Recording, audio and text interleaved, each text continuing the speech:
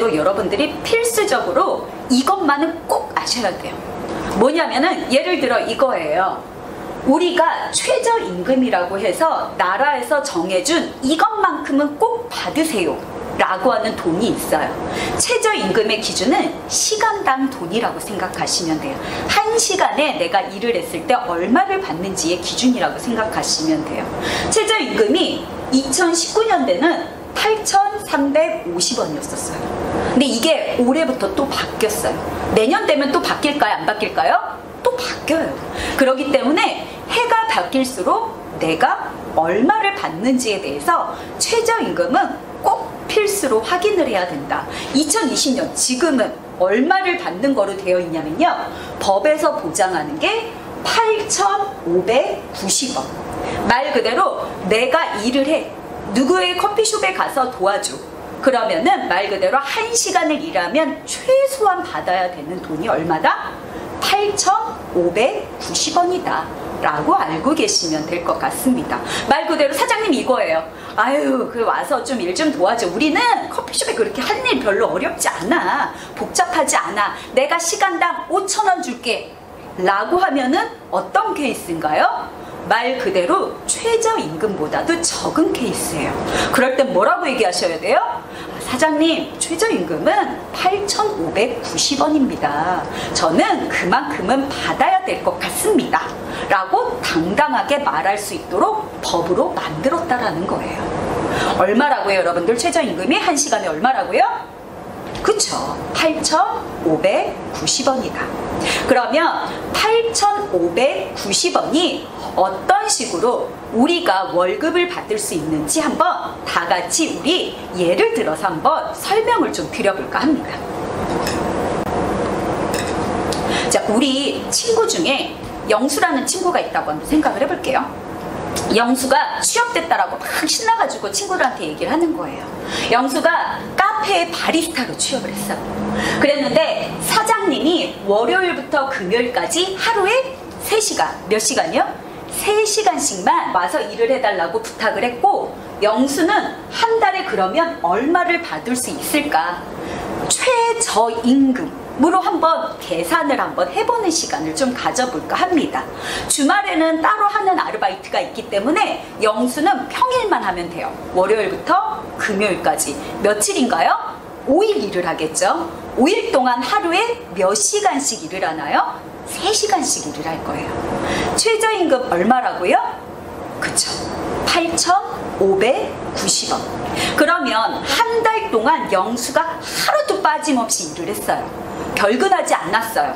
그러면 영수가 받을 수 있는 돈은 얼마인지 여러분들 지금부터 한번 영수라고 생각을 해보고 한번 계산해보는 시간을 좀 가져볼까 합니다.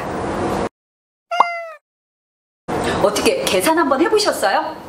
그쵸? 뭐 8,590원 곱하기 8,590원에 얼마를 곱해야 되는지 우리 다 같이 내가 계산한 돈 맞는지 X가 맞는지 한번 점검해보는 시간을 좀 가져볼까 합니다. 일단 영수가 1시간에 받는 돈이 얼마였어요? 최저임금으로 우리 계산해보기로 했죠. 8,590원. 그리고 영수가 하루에 몇 시간씩 일을 하기로 우리 약속했죠, 사장님과? 3시간 일을 하기로 했어요. 그래서 곱하기 3시간을 하는 거예요. 그럼 영수는 그 8,590원 곱하기 3시간 하면 영수가 하루에 얼마 받는지 금액이 나오겠죠. 그렇죠? 제가 이렇게 딱 계산기 두들겨 보니까 이 금액이 나와요. 25,770원. 이게 영수가 하루치 일당이라고 생각하시면 돼요. 영수가 하루 일을 하면은 25,770원을 버는 거예요. 근데 영수가 일주일에 우리 몇 번 가기로 했죠? 월요일부터 금요일까지 5번 가기로 했어. 그리고 한 달을 계산을 할 때 4주라고 한번 해서 계산을 해보면 이렇게 되는 거죠. 영수가 25,770원 하루 동안 버는 돈 곱하기 말 그대로 4주로 우리 한 달을 4주로 계산하기로 했어요.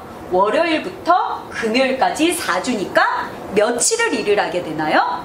20일을 일하겠죠. 20일을 일하면 내가 한 달 동안에 월급을 얼마를 받는지가 계산이 나올 거예요. 여러분들 이렇게 계산하신 거 맞으시죠?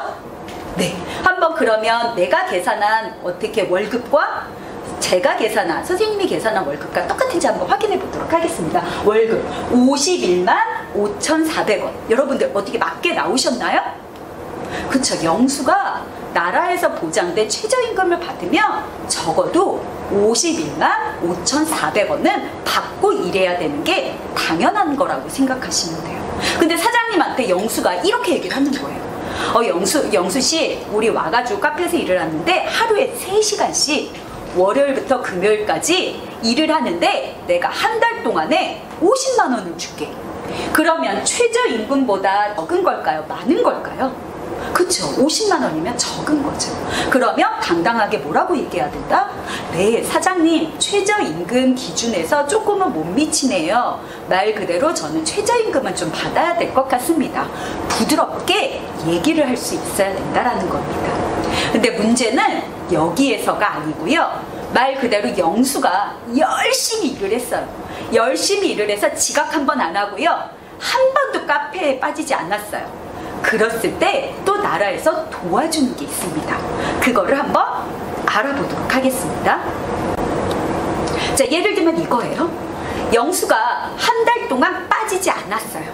근데 그 기준을요, 나라에서는 뭐를 기준으로 사냐면 한 달간의 기준이 아니고 일주일 동안 하루도 빠지지 않았는지 주 단위로 쪼개서 얘기를 해요. 그래서 예를 들면 영수처럼 카페에서 아르바이트하는 친구들은, 아니면 식당에서 아르바이트를 하는 친구, 아니면 거기에서 파트타임으로 시간별로 일하는 친구들은 월급을 안 주기도 하고 주급으로 주는 경우도 있어요. 아니 도대체 월급은 뭐고 주급은 뭐고 연봉은 뭐야?